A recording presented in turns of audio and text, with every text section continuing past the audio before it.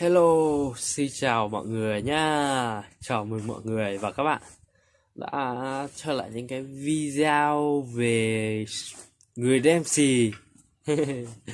Người đem xì. Đấy, người đem xì như đá luôn. Để hôm nay chia sẻ với mọi người một chút xíu nữa. Đó là cuộc sống thì có lúc có khúc. Để con người nó cũng thế. Cũng thay đổi nó theo. Và bây giờ này nó lên ở trên này chia sẻ với mọi người một chút xíu về tại sao lại làm được hai channel. Thực ra thì nó cũng rất là dễ thôi. Và tại sao đã có video và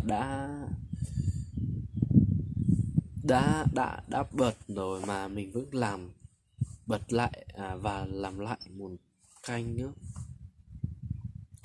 Như đang nghe thầy và các anh chị đã chia sẻ, đã nói thì một người thì có thể làm nhiều. Vậy thì mình cũng muốn thử sức cùng đội nhóm và cùng tất cả anh chị em xem là cái khả năng và sức lực của mình tới đâu. Thì phải cùng phải thử thì mới biết, còn không thử thì làm sao biết. Ví dụ như mình đau ở một cái chỗ nào chẳng hạn thì muốn biết là nó khỏi thì phải cầm thử thuốc đấy. Nhưng mà đừng có thử nhầm thuốc đấy, thử nhầm thuốc là không hay đâu. Ví dụ như kênh của mình chẳng hạn, nó đã như thế rồi, đừng có nên thử những cái nhìn thấy người ta là hay và người ta có một cái bản nhạc hay gì đấy nữa thì mình cũng muốn thử. Nhưng mà đừng có thử khi đã thử nhầm thuốc là rất khó để tỉ lại một cái thuốc đó để chữa trị đâu. Giống như canh của mình chẳng hạn, khi nó đã báo như thế rồi, đừng có nên đừng có nên thử. Khi nó đã báo dính một phát là hơi khó, dính nhẹ thì 1-2 tháng 2-3 tháng, còn nặng thì đi rồi. Và người đem xì hôm nay thì muốn chia sẻ cho mọi người lên ở trên này là chia sẻ như thế. Tại vì người đem xì mì gió thì cũng đã có một chút xíu, gọi là không không gọi chung là kinh nghiệm gì đâu, thì cũng đã có một channel cuộc sống nuôi đá đó. Thì người ta hay nói là ngáo đá.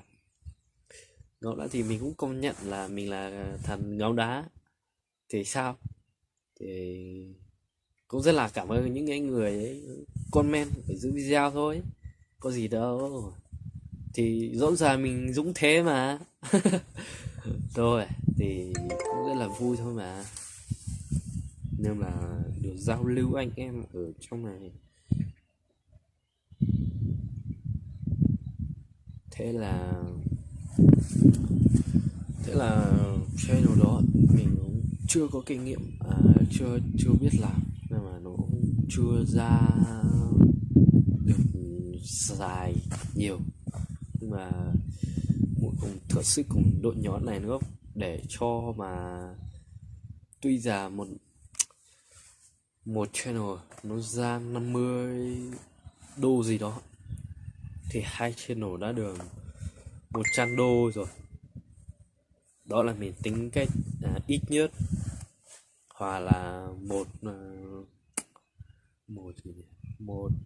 một channel mà 40 đô thì hai channel 80 đô, thì 80 đô bất ngờ quá.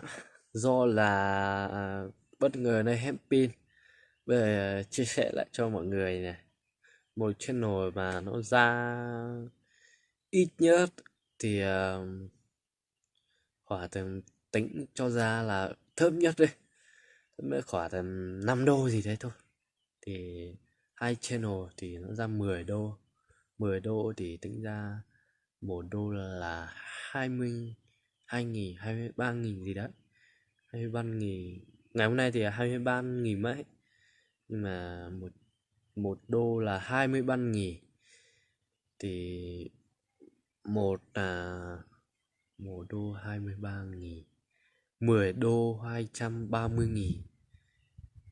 Thì kiểu gì ấy, cố gắng một một ngày có thể là 2 video ấy, thì em tin chắc chắn là một tháng không phải là 5 đô 10 đô gì đấy đâu. Kiểu gì một ngày nó cũng phải được 23.000. Chắc chắn là như thế. Vì do làm được mà, mọi người cũng sẽ làm được. Ai cũng có thể làm được. Chỉ cần cố gắng và kiên trì thì sẽ làm được thôi mọi người ạ. Hiện tại thì cuộc sống núi đá thì cũng đã ra được, gọi chung là gần gần bằng cái con số mà lúc nãy nói ấy, là một ngày gần được 23.000 á. Gần được thôi, chưa chưa hẳn làm được đâu.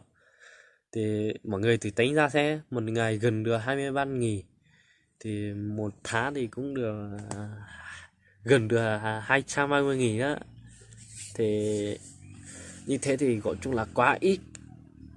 Không bảo mình đi làm một tháng, không bảo mình đi làm công ăn lương một ngày, nhưng mà không sao cả. Đó là những cái công sức, đó là cái năng lực của mình làm ra.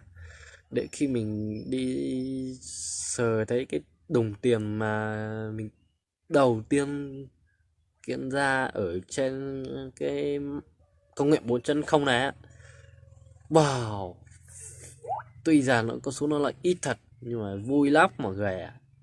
Đến lúc đấy mọi người ai được cầm cái tờ tiền đó sẽ rất là vui ạ. Vì nó cũng chưa được sờ lắm nhưng mà cảm giác cảm nhận được là ở gần mít chứ, nên là cảm nhận được là mít chứ nó như nào. Đấy, vui lắm. Mít chứ thì nói chung là bây giờ thì quen rồi, tháng nào cũng đi xài về mà. Còn mình thì đâu 2-3 tháng chưa được một lần. Tôi thì phải cố gắng lên, thì người ta làm được mình cũng làm được. Nó thế thì hơi quá, nhưng mà không sao cả. Mình sẽ cố gắng đi để mà cùng mọi người và anh chị và các bạn và tất cả mọi người trong vòng một tháng này xem là cái quả nó như nào, thì mình sẽ tiếp tục làm những cái gì mình có thể làm những cái gì mình có thể làm được. Đó. Thì mong mọi người và anh chị và các bạn hãy giúp đỡ và đồng hành cùng Mỹ Rõ. Và trong Mỹ Rõ chia sẻ ở trong này thì có cái gì nó hơi quá, có cái gì Mỹ Rõ nó còn chưa hay và chưa chính xác, thì cũng mong anh chị và các bạn hãy thông cảm cho.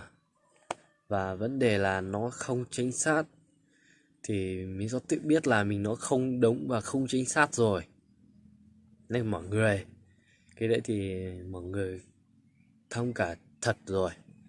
Còn những cái chia sẻ đấy thì mọi người và anh chị và các bạn, tất cả mọi người đã và đa, thì một số mọi người cũng đã thành công rồi, thì có thể là bỏ qua cho Mi Rõ làm người hay thường ngáo đá.